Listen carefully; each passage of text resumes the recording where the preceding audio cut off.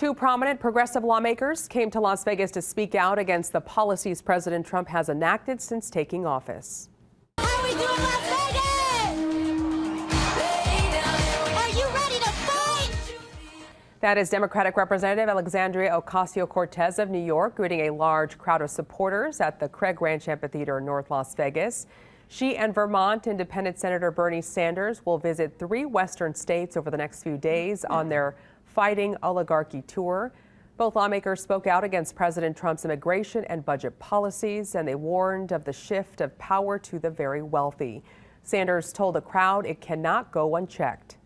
This country faces enormous crises, and how we respond to these crises today will impact not only our lives, but the lives of our kids, future generations, and in terms of climate change, the very well-being of the planet.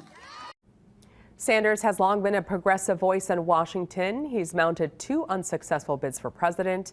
AOC is a relative newcomer, but recent reporting shows her moving into more of a leadership role among House Democrats.